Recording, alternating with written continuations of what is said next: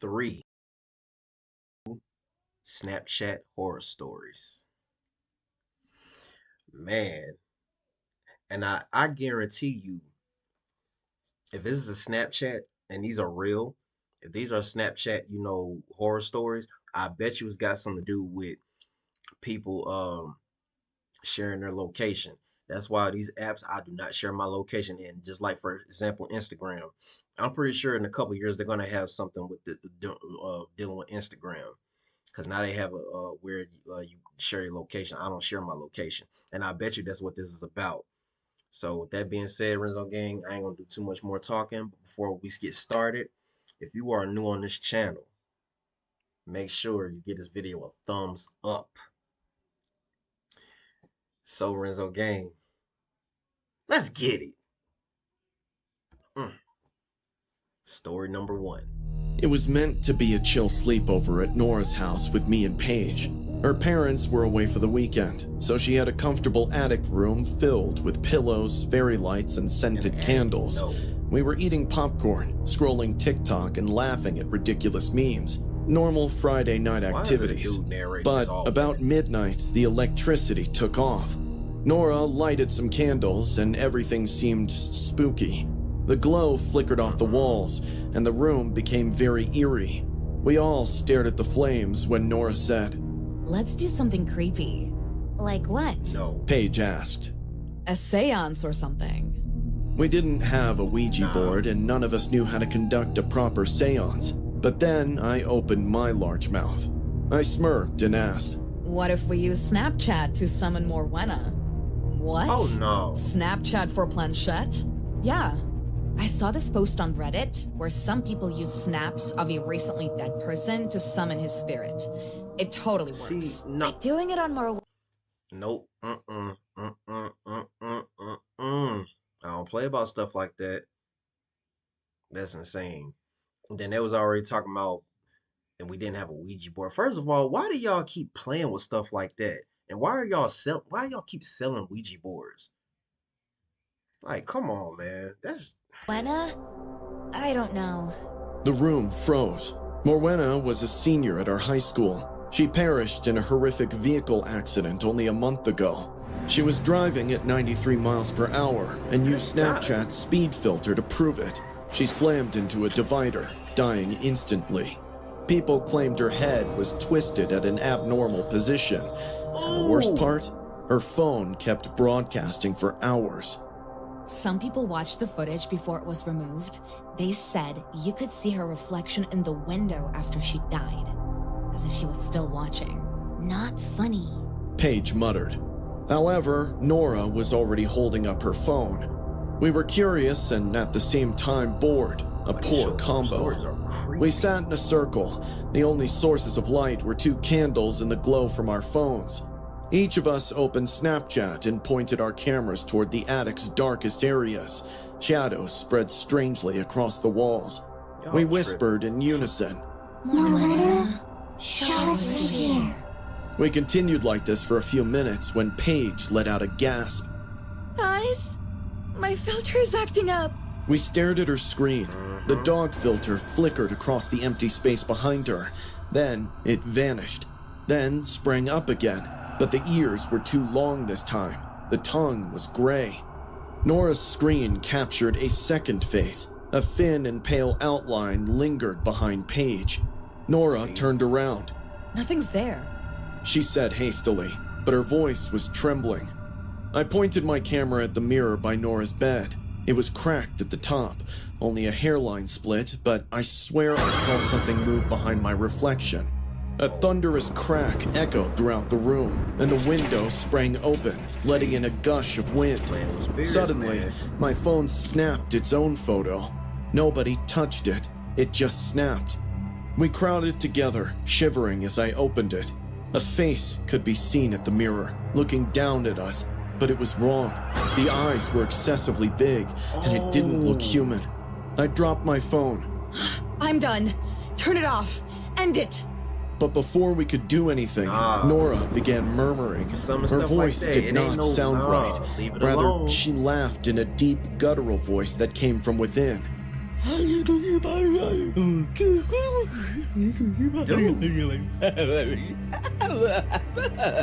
she come from? Hold up. Where she come from? She possessed? She rocked Okay, back this is and creepy. forth. Her eyes had rolled so far back that all we could see was white. Paige grabbed her by the shoulders and shook her. Nora? Oh, she possessed. Nora, stop! Nora did not stop. She continued babbling, faster now. Her lips moved, but the noises didn't match, as if her mouth was on hold. Her entire body trembled. We panicked. I blew out the candles. Paige grabbed her phone, turning on the light, thinking if we flash it on Nora, she'll break free from this trance or whatever it was. But it didn't stop. Nora fell to the ground. Her body started to contort at impossible angles. Her bones broke, yet she remained silent and did not scream. Her face, or maybe I should say the face on her face, kept smiling at us while her body moved uncontrollably. Her head struck the floor with a dull thump. We continued. I'll never forget how her body looked, like a puppet with its ropes cut. We phoned her mother and the police. She was rushed to the hospital, and to our shock, she survived. Nora woke up the next day with no recollection of what had happened. She looked pale and unwell. She claimed she felt watched, but brushed it off. And in the doctor's report, not a single fracture or scratch was found on her body. We all promised to never discuss it again. Nobody at school would understand. But 3 days later, we received the news. Nora was found dead in her bedroom. Her mother stated she appeared to have died in the middle of a scream, her face frozen with dread. There was no evidence of a struggle. There was no sign of foul play. Yo! It was just her lying. Hold up. This is the first short horror story that someone has perished. Whoa. I ain't gonna lie, this is creepy. And if this is based on true events, y'all better stop playing with stuff like that. I'm telling you. There, rigid and chilly. That's insane. Her phone was found next to her. They said her Snapchat was still open. The camera had been pointing at the ceiling. In the final photo, a face was just apparent among the static. We spotted the same face behind Paige that night. I wish it was the end, but 2 nights ago at 3:14 a.m., my phone buzzed with a Snapchat notification from Paige. There was no message, just a photograph taken in a dark bedroom focusing on a particular corner. And I could see something standing there watching me. I removed it. I threw my phone across the room, but I continued to hear voices in my sleep. I see glitches on my screen. Sometimes I notice a filter flicker in the air next to me. I don't use Snapchat anymore, but I haven't deleted it either, because deep down I believe she wants that. Maybe none of this would have happened if we let Morwenna rest in peace. Did we just bring her back? Or does she want us to join her wherever she is? Obviously, she wants y'all to join her. Stop playing with spirits. I still remember the exact sound the front door made when Annabelle closed it behind her that night. Soft, but with a little snap of finality. Yo, Renzo gang, I ain't gonna lie. I started getting chills a little bit. And you know, horror stuff don't get me, but it's always...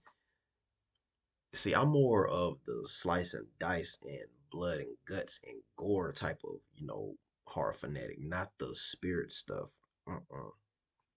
But this is good though, I ain't gonna lie. She called out. Don't wait up, Paul. In her usual sing-song tone. I shouted back. Text me if he's cute. That was it. That was the last time I ever heard her voice. She'd been so secretive about this guy. She only mentioned that his name was Chris, that he was a photographer who lived nearby, and that they had been talking on Snapchat for weeks. She never showed me his full face, only Snapchats with filters or cropped images. But she was glowing, suggesting she has totally fallen head over heels. I figured it was a harmless flirting phase and she would eventually get bored of it, but I wish it went out that way. That night, I was lying on my bed watching some videos on YouTube. The rain was tapping on the windows and Annabelle was out on her first date with her mystery Snapchat man. Why is that guy? Around 11:17 p.m., I got a text from her. He's acting weird. I replied instantly. What do you mean? She didn't answer. A minute later, another message came. If I don't text back in 10, call me. That one set something off in my gut. I stared at my phone, suddenly cold. My fingers hovered over the keypad when the third message came in. I feel like he's hiding something. I called her immediately. It rang twice, then went to voicemail. I tried again and again, but she didn't pick up. That's when panic crept in. I told myself maybe her phone died, maybe they were just somewhere with no signal, but something didn't feel right. Annabelle never said things like that unless she meant them. I walked to her room, hoping maybe she'd left a note on where she was going with this guy or written in her iPad about any appointment. Her door was slightly open, the string light still on. I noticed her iPad sitting on the desk, the screen still glowing with activity. Snapchat was open, indicating that she had forgotten to log out. I hesitated for a second, then picked it up. My hands were trembling. I tapped into the chat with Chris. What I saw chilled me to my bones. Their conversation went way back, weeks of flirty messages, silly selfies, and inside jokes. At first, it seemed sweet, harmless. He complimented her art, sent black and white photos of his studio. But the deeper I scrolled, the more unsettling it got. He always avoided showing his full face. All his snaps had filters or shadows or were taken from hazy angles, not revealing his full face. I scrolled to the messages from tonight. Wear something red for me, and don't bring anyone. It's just us. Sure, whatever you say. I felt nauseous. I noticed something else, his snap map location. He used filters to fake being nearby, but in older saved snaps I saw weird inconsistencies. One said Denver, the next said Boulder, then Aspen, within minutes of each other. No one moves that fast. He was lying about everything. I stumbled on a saved video call from 3 nights ago. I hit play. Annabelle was laughing, tossing her hair and asking him about his latest shoot. He didn't speak much. He just nodded, smiled, and remained mostly in the shadows. For a moment, the screen glitched, and I saw a glimpse of his real face. He wasn't 20-something. He looked older, like 30, maybe more, and his smile didn't reach his eyes. Then I saw a message he sent earlier that night, right after Annabelle left for the date. She never opened it. If you scream, no one will hear you. I called 911. Annabelle's body was discovered the next morning in the basement of an empty house an hour outside the city. She was strangled to death. Her phone was wiped clean. No fingerprints, no messages. It was like she'd never spoken to anyone. But her iPad, the one I'd found, was the key. Investigators recovered fragments from the cloud, unsent messages, broken video calls, one final snap taken automatically during a failed call. A week later, they caught the man. His real name was Mason Duval, 32 years old, drifter. He'd been using location filters and anonymous usernames to talk to girls. Annabelle wasn't the first, but she was the one who didn't make it home. Wow. It's been almost a month. Her room still looks the same. Her art is still on the walls. Her bed's still made. But sometimes I swear I hear the ping of a snap notification in the middle of the night, coming from her iPad. One time I opened it. It said, "Still with Chris, don't worry." But it wasn't from her account. It was from a new one. No Bitmoji, no name. I deleted the app that night. But I still see her on the quick ad list sometimes. Even though her account was deactivated, she's frozen there, smiling in a filter, like she's still online, still stuck in that last snap. And every now and then, late at night, I wonder if someone else is chatting with some random creep, not having the slightest idea that if they meet in person, the stranger might not let them live to tell the tale. Wow. I've always loved the Y'all gotta idea be of careful, unplugging. man. Nature, trees. Stuff like that, y'all have got to be careful out here. I know this is animated and it's a short horror story, but stuff like this happens. And this is the second one where someone has, been unalived. Wow, man. No cell service, just peace and quiet. My boyfriend Jake and I had been planning our camping trip for weeks. We're both in our mid-20s, a little too glued to our phones, so we figured 2 nights deep in the woods would be a beneficial detox. The trail we took was about 6 miles into the forest. It was a known camping spot, but far enough out that we wouldn't run into anybody else. That's what we wanted. No people, no noise, just us. We got there around noon, set up our tent, and built a fire pit. Everything felt normal, even enjoyable, for a while. The weather was perfect, just cool enough for hoodies at night. Even though we agreed to stay off screen, I couldn't help myself. The view was spectacular, with fireflies buzzing around us. I had to take some photos from memory. I went straight to Snapchat and started capturing the trees, my boots in the leaves, and Jake holding up the tent poles. I posted 12 snaps in just a few hours. At one point, I even did a silly selfie with Jake where we had matching marshmallow smiles. People might label it as stupid couple stuff, but I was enjoying the moments.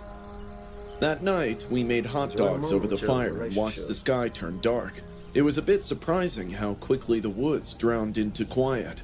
We laughed, drank some cheap wine out of metal cups, and told stories like we were kids again. I remember thinking how happy I was.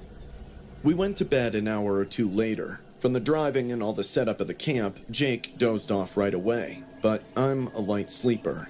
I hardly sleep in new places, so after trying a lot, I gave up. I grabbed my phone and began scrolling through my Snapchat stories to rewatch the day's memories, and suddenly, everything changed.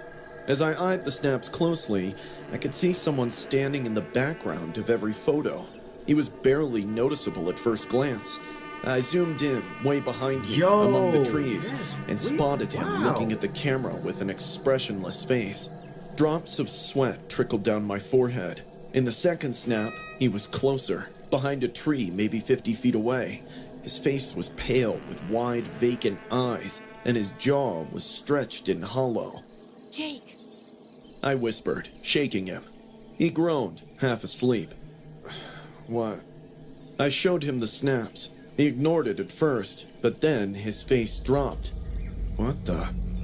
We jumped out of the tent with our flashlights and scanned the woods.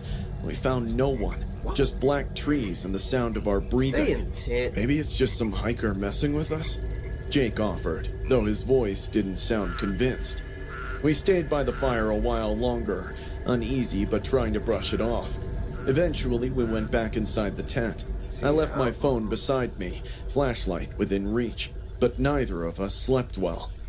At around 3 a.m., we heard a soft rustling from a close distance, like someone brushing against the undergrowth. We unzipped the tent and stepped out slowly. Jake flashed the light on a nearby tree, and I screamed. Hanging from the branch of a nearby tree was a gutted rabbit. Its insides spilled out, dangling with the wind like someone had just put it there. Jesus Christ, who would do this? I'm getting a really bad vibe about this place. Just when I turned to go back to the tent, I heard a thud followed by a sizzling sound. The air was immediately filled with the smell of burning flesh. Before I could react to it, another dead animal was thrown at us. I couldn't dodge it in the dark, and it fell on my chest. It was a gutted fox this time, with smoke curled off its bubbling skin. I started crying. There were running footsteps coming from the woods. The animal's blood and skin were all over my clothing. I even tasted some of its fur in my mouth, which made me vomit right on the spot. Jake grabbed a knife and a flashlight. That's it. We're leaving. I changed into a fresh shirt and was all set to leave when Jake said, "Listen, I know you're scared, and so am I, but hiking 6 miles in pitch darkness with just one powerful flashlight doesn't feel safe either." You're right. Maybe it was just some sick hunter or prankster. We should wait until the sunrise.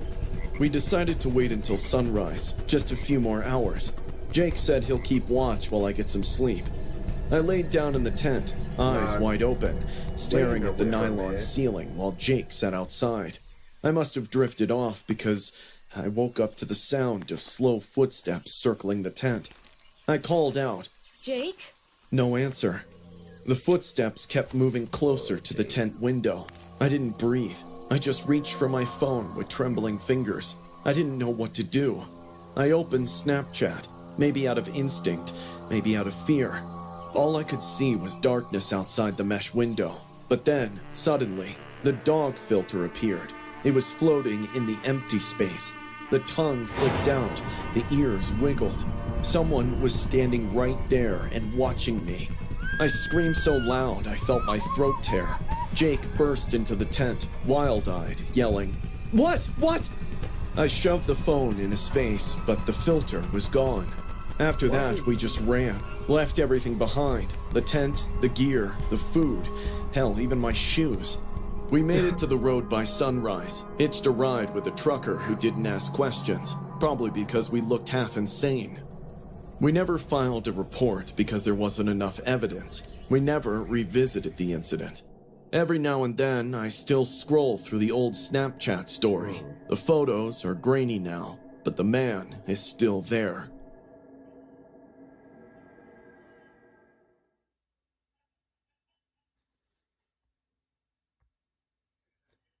Yo, them Snapchat horror stories were crazy.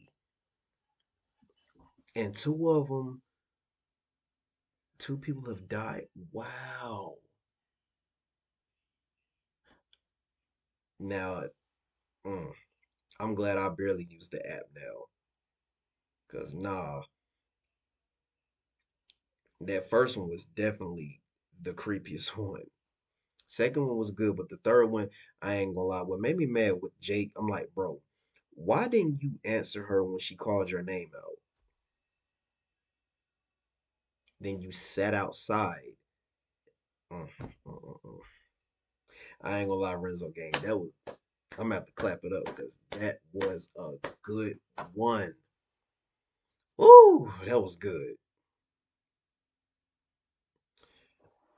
Post comments down below. Let me know what you thought. If you enjoyed this one, hit that like button, share, subscribe, and make sure you cut on that post notification bell and get your videos. I'm telling you, Renzo gang, that was insane.